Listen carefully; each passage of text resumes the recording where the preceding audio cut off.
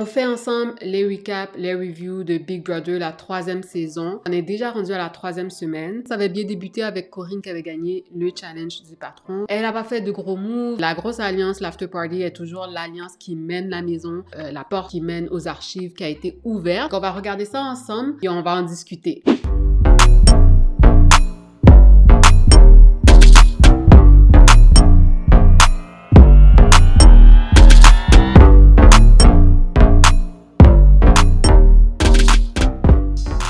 Hello guys, welcome back. Pour ceux que c'est la première fois, mon nom est Darlene. Bienvenue sur ma chaîne. Corinne, elle voulait pas renommer les mêmes gens. Elle voulait pas mettre Marie-Christine sur le blog. Elle voulait pas mettre Martin encore sur le blog parce qu'elle a dit qu'ils ont déjà été sur le blog. Elle les avait assurés, OK, you're not gonna be put on the blog this week. On a pu voir dans mon dernier recap qui a été fait, elle considérait vraiment mettre Naila. Puis honnêtement, guys, let's be real, pour sa game, Naila l'amène pas grand-chose. Naila fait partie de l'after party puis elle fait partie de d'autres sous-alliances. Guys, il y a tellement d'alliances maintenant là, comme pour de vrai, c'est difficile à garder, à keep up. C'est difficile à keep up avec toutes ces alliances-là. À chaque fois que deux personnes parlent ensemble, quasiment, il y a une alliance qui se forme. Fait que c'est difficile pour moi de keep up with that. Mais c'est ça, Naila puis elle, ils ont pas d'alliance. Par contre, ce que j'ai aimé, c'est qu'elle avait le privilège de choisir un joueur pour déjeuner avec elle. Et elle a eu la brillante idée d'éviter Naila parce qu'elle voulait voir c'est quoi sa stratégie, où est-ce qu'elle tient, est-ce qu'ils pourraient s'allier ensemble, discuter vraiment du jeu ensemble. Quand Corinne a approché Naila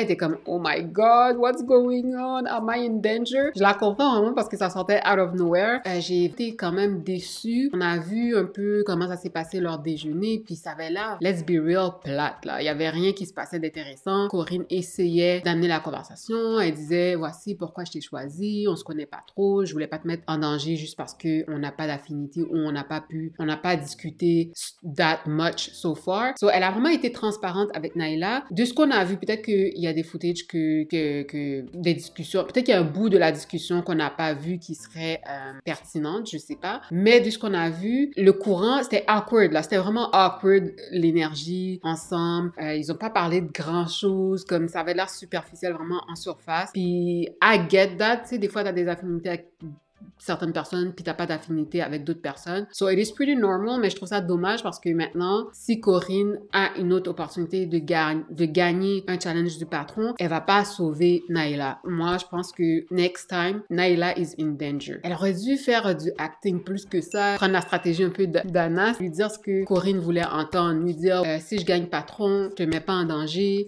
comme pour vrai, moi je vais travailler avec toi, je trouve que t'es... Comme tu sais, elle a dit que Corinne était une joueuse forte, mais il en manquait, là. Elle aurait dû en ajouter, elle aurait dû dire « Ah, tu sais, je suis vraiment contente que cette opportunité est parfaite. Je voulais vraiment te parler de stratégie, mais je savais pas non plus où ce que tu te situais. Je trouve qu'ensemble, on pourrait faire une bonne équipe, puis je peux t'apporter quelque chose de valuable. J'ai gagné un veto, comme tu sais. Oui, je fais partie j'ai des personnes qui m'apprécient, mais j'ai pas d'alliance Final Two, which is true. Naila n'a pas de Final Two. Puis peut-être qu'elle trouve que Corinne fitterait pas bien pour un Final Two, mais en même temps, t'as pas le choix, là. Où est-ce qu'elle en est, Naila, elle a pas grand monde pour qui elle est vraiment importante dans la game. Donc, c'est vraiment l'opportunité parfaite. Du temps one-on-one avec Corinne sans interruption. Elle a un petit peu foiré ça de ce que j'ai vu. Anyways, à part de ça, lors de la cérémonie de nomination de qui qu'elle est en danger, qui va être sur le bloc, ou de théâtre, les lumières de la porte de la salle d'archives s'allument, les carreaux s'allument et tout le monde commence à paniquer. Ils se ruent vers la porte pour essayer de résoudre l'énigme. Ça fait du sens que c'était une nouvelle énigme qui était postée, mais c'était le même principe qu'il fallait suivre.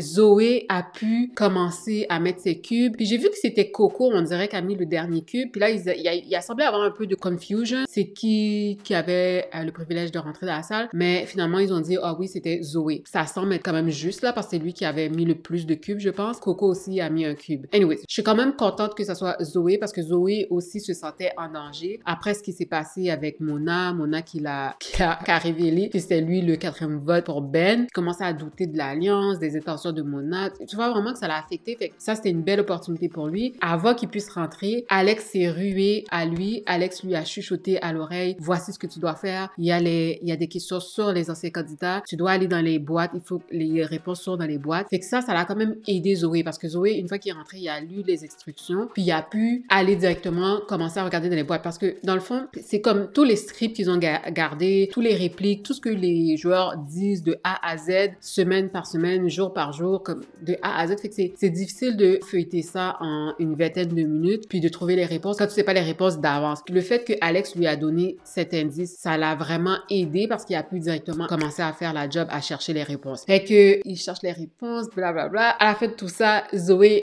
résout les 5 candidats. Il arrive à mettre les 5 candidats au titre. Puis tu le vois sauter de joie. Il était hyper content. J'ai trouvé ça un peu chiant qu'est-ce que Mona lui a fait. Dans le fond, j'aurais quand même voulu qu'Alex le gagne, mais le fait que ça soit Zoé, je suis fine avec ça aussi. Il a gagné le privilège qui peut bloquer une nomination. Il a, je pense, 3 semaines pour pouvoir utiliser ce privilège et il doit garder ça secret. Ou il peut le donner à quelqu'un. Obviously, il a gardé pour lui-même là. Je verrais pas pourquoi il le donnerait à quelqu'un d'autre quand lui-même il se sent en danger pour les semaines à venir. Il est pas trop certain de sa position dans la maison, de qui sera loyal ou pas loyal envers lui. Fait qu'il décide de mettre ça dans son pantalon. Il a quand même été assez transparent avec la maison. Il a dit oui, j'ai gagné, il y a quelque chose, j'ai gagné un avantage ou whatever. Par contre, je peux pas en parler pour le moment, which is fine. Fait que là, la maison est courant qu'il y a quelque chose en sa possession, mais ils savent pas c'est quoi qu'il a. Fait que j'ai hâte de voir s'il va l'utiliser et j'espère qu'il va l'utiliser. Et je pense qu'il y a des fortes chances qu'il l'utilise parce que quand même, ça va dépendre de qui va être patron cette semaine. Ben, la semaine qui arrive, ça se peut qu'il soit en danger,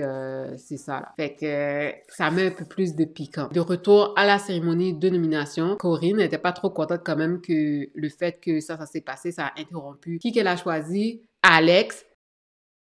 J'étais tellement surprise. Pour moi, Alex était safe. Elle arrêtait pas de dire que, ah oui, elle veut travailler avec Alex, which was the smart thing to do. I don't get why she changed her mind. Mais finalement, elle a décidé de mettre Alex et elle a décidé de mettre Marie-Christine. Marie-Christine qu'elle avait dit qu'elle allait pas nommer. J'étais comme, OK, girl, comme, what's happening? What's going on? Comme, je comprends pas ta logique, là. Fait qu'elle a pas voulu frustrer certaines personnes. Elle a pas voulu se mettre en danger ou, je sais pas, elle a voulu décider. Elle a décidé d'aller avec ce que la maison voulait, which is, in my opinion, very dumb, parce qu'elle fait pas partie de la grosse alliance, on s'entend. Je pense qu'elle rely on the fact qu'elle est en alliance avec Mona et Liliane, puis que ces deux personnes-là font partie de l'after party, puis elle pense que, surtout Mona, que Mona va la protéger à travers l'after party. I don't know, mais ça fait pas de sens, là. T'avais l'opportunité de nommer au moins un membre de l'after party, puis tu l'as pas fait, là. Je trouve ça vraiment stupide. Puis on s'entend, je suis vraiment contente qu'elle a pas nommé Naila. Pour de vrai, pour sa game, Corinne, c'était pas le meilleur move, là. Fait que Alex on the block, Marie-Christine on the block. Là, c'est le veto qui s'en vient. Au veto, ils annoncent un challenge qui s'appelle Haut les mains. Les personnes qui ont participé au challenge sont Alex, bien entendu, Marie-Christine. Ensuite, il y avait Martin,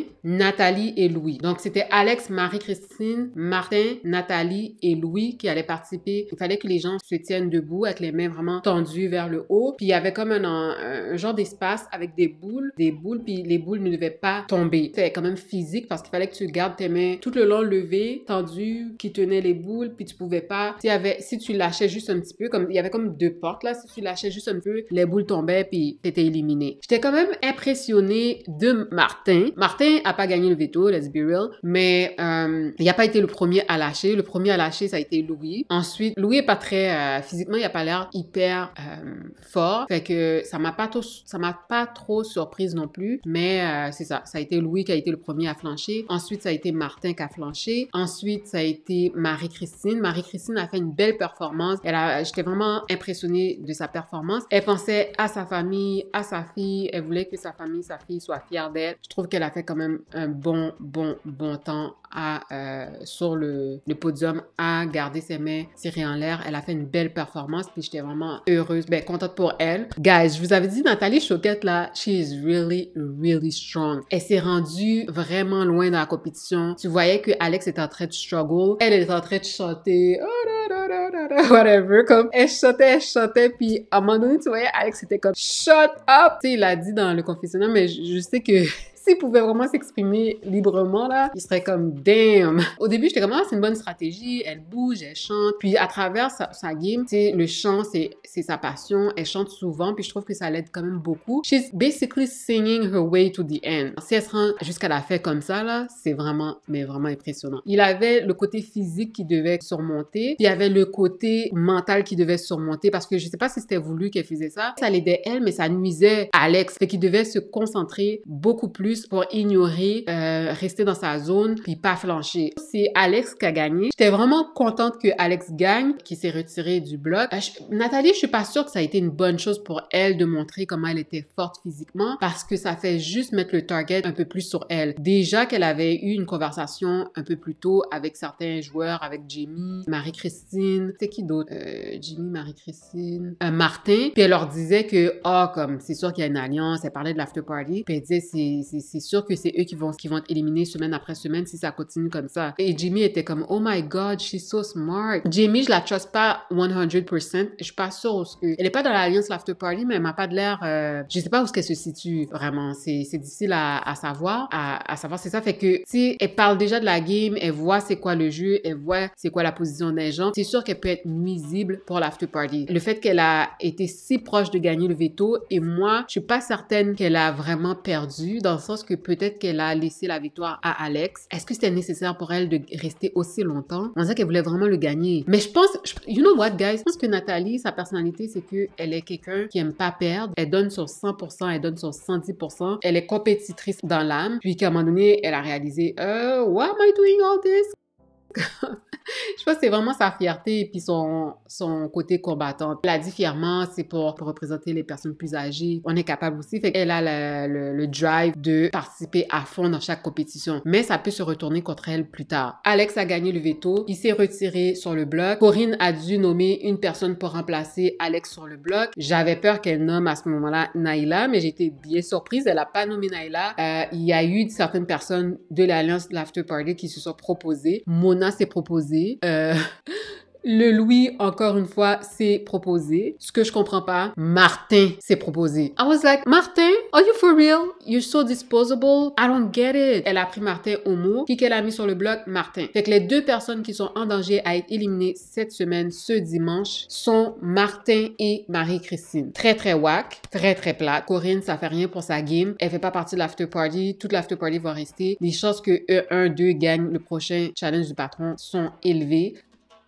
Fait qu'à part Nathalie, là, je vois pas c'est qui peut gagner le challenge de patron et qui pourrait changer la game en ce moment. Alex aussi. Mais ouais, Corinne a vraiment foiré cette semaine. Il y a eu le moment où ils ont formé l'alliance, aucune alliance, ils étaient super excités. J'ai aimé le jeu de mots, mais en même temps, j'étais comme, OK, est-ce que ça va faire un résultat? Est-ce que ça va donner un résultat dans la game? Est-ce que ça va avoir un impact dans la game? I don't know at this point. So, c'est encore tôt, mais j'ai pas l'impression. Ça a l'air tellement... Ils étaient tellement en train de rire que ça avait pas de l'air vraiment sérieux. Fait que, bon, je pense que c'était plus pour un entertainment value qu'ils ont créé cette alliance, aucune alliance, mais c'était un moment cocasse. Aussi, Marianne, j'ai trouvé Marianne, elle était cute, qu'elle faisait ses facials, puis elle faisait comme un spa à l'intérieur, connectée avec les joueurs. Puis elle fait quand même un bon social game. Ça peut lui servir pour la game. Je la vois pas dans le radar de personne. So, it's a good thing for her. Je l'aime bien, Marianne. Maintenant, regardons ce qui s'est dit sur Twitter. Coup de cœur pour Nathalie Choquette, autant pour son jeu et sa personnalité à Big Brother Célébrité que pour ses chansons que je viens de découvrir. J'aime ça l'avoir chanté et tout. C'est sûr, ça dérange certaines personnes. Mais les cours de chant qu'elle donne à quelques candidats dérangent d'autres joueurs. Mais j'aime bien, je la découvre et tout. Puis j'aime bien sa personnalité surtout. C'est vraiment impressionnant so far. Les jeunes comprennent qu'elle n'est peut-être pas si naïve que ça après tout. Elle a démasqué leur alliance et elle est forte dans les challenges. C'est touchy parce que dans l'histoire des anciens Big Brother américains surtout, de gagner des compétitions puis d'être fort, ça peut te servir aussi. C'est à double tranchant. C'est comme Alex, le fait qu'il gagne des compétitions, ça confirme aux autres que c'est une menace. Mais elle, pour le moment, elle est pas encore rendue dans le même niveau que Alex. Mais ça s'en vient, moi, je pense. Parce que là, elle a failli gagner contre Alex. C'est big, là. C'est vraiment impressionnant. Bravo Alex, mais quelle déception que l'attitude de Nathalie dans ce défi. Que voulait-elle faire si elle avait gagné? Je comprends pas ses actions versus ses verbalisations. Oui, moi je pense que elle oublie un peu c'est quoi le end goal. Elle est tellement investie dans le jeu, elle est tellement compétitrice, elle est tellement bonne joueuse puis elle veut pas perdre qu'elle a perdu de vue que ça pourrait se retourner contre elle. Ouais, elle va devoir faire attention à ça. Mon souhait c'est qu'elle gagne le prochain challenge challenge de HOH, le patron. Comme ça, elle sera safe, puis elle va pouvoir faire bouger la maison. Je l'espère en tout cas. Jamais 203, après Nathalie et Corinne, croyez-vous que nous aurons encore la semaine prochaine un chef pourri? Qu'en pensez-vous? J'espère que non. Si c'est Nathalie, je pense que ça va bouger. Elle a verbalisé, elle a dit qu'elle a vu qu'il y a la grande alliance, puis que s'ils font pas action, les autres personnes qui sont pas dans l'alliance, ils vont être out. Puis si elle est vraiment patronne dimanche, ça serait vraiment, mais vraiment stupide de pas mettre 2 personnes de la grosse alliance. Elle a clairement dit que sinon elle a juste peut-être 2 semaines dans la maison de Big Brother. Je pensais pas que Corinne pouvait faire pire. Quelle mauvaise semaine. Elle n'a rien changé, rien pantoute, et elle n'a pas amélioré sa position pour les semaines à venir avec ses nominations. Ça prend un électrochoc, un PM qui va brasser la cabane, car là, c'est plat. Les 2 personnes que je vois qui vont assurément faire ça, ça serait Alex ou Nathalie. Même que je dirais que je souhaite plus que ça soit Alex qui gagne, ça sera plus facile pour lui de faire des gros moves. En tout cas, je sais pas. Est-ce qu'il va se laisser influencer lui aussi? Je sais pas. Alex a l'air je suis pas sûre s'il comprend. Je suis pas sûre s'il comprend la game vraiment. On dirait que Nathalie, elle sait qu'il faut faire un gros move. Fait que non, je reviens sur ma parole. J'espère que c'est Nathalie qui va gagner le challenge du patron parce qu'elle va faire un bon move. C'est drôle, mais vraiment plate. L'after party n'a gagné aucun patron depuis le début, mais c'est quand même eux qui décident qui est éliminé parce qu'il faut bien suivre la maison. Oui, c'est vrai que les 3 patrons depuis le début de cette saison ont été Jamie, Nathalie et Corinne. Puis les 3 ont pas fait de gros moves. Jamie, quand même, ça a été correct parce qu'elle a éliminé Jérémy. Moi, je voulais que Jérémy reste, mais quand même, c'est un gros joueur qui est parti. Mais dans la semaine de Nathalie, oui, bon, Benoît, quand même, les gens trouvaient que c'était une menace. Il est parti. Mais moi, je pense, c'est ça, je pense que la vraie déception, c'est cette semaine-ci, c'est Corinne. Parce que Jérémy, c'était un gros joueur. Benoît, apparemment, il se sentait menacé. Mais cette semaine-là, c'est pas une menace qui s'en va. Là, c'est soit Marie-Christine ou Martin. La seule chose de positif dans tout ça, c'est que c'est un des 2 qui va affronter Benoît. Puis, je pense que Benoît a plus de chances contre Marie-Christine ou Martin que contre Alex. C'est quand même la seule chose que je pourrais dire qui va être avantageux pour la contre-attaque. J'ai vraiment, mais vraiment hâte de voir ça dimanche. J'espère que ça va être vraiment intéressant. Corinne n'est pas mieux que l'after party. Elle a mis Alex et Marie-Christine pas de couilles. Ouais, c'est ça que j'ai dit. Je peux pas croire qu'elle soit fière de ses nominations, de son règne de patronne cette semaine. Peu importe qui part, que Ben gagne le battle back, la réaction du retour serait tellement magnifique, priceless, d'un pur chaos. Please que ce moment se réalise. For sure, ce moment va se réaliser. Benoît avait dit oui à la possibilité de retourner dans l'aventure, mais on ne sait pas si c'est lui qui va retourner. Mais comme Martine l'a dit, peu importe que ça soit Benoît ou la personne invincée, si c'est Marie-Christine ou Martin, quand même, ça va brasser la maison le fait que la personne va retourner. Le mieux, ça serait que ça soit Benoît qui retourne parce que Martin et Marie-Christine, so far, ils sont pas très forts là, Martin et Marie-Christine. Puis, si tu me donnes le choix entre Martin ou Marie-Christine, je préfère que ça soit Marie-Christine qui revienne. Elle a quand même prouvé qu'elle peut bien performer dans les compétitions. Fait que j'aimerais ça quand même qu'elle ait une deuxième chance si jamais que c'est un des 2 qui retourne puis pas Benoît. Voilà, ceci conclut mon recap, le review. Est-ce que je dois vous demander comment vous trouvez Corinne? Je pense que je sais. Corinne, ça n'a pas été fameux cette semaine. Quelles sont vos prédictions pour ce dimanche? Laissez-moi savoir en commentaire dans le groupe chat. N'oubliez pas de like la vidéo, de partager avec vos amis et surtout de vous abonner à ma chaîne. Prenez soin de vous et à la prochaine.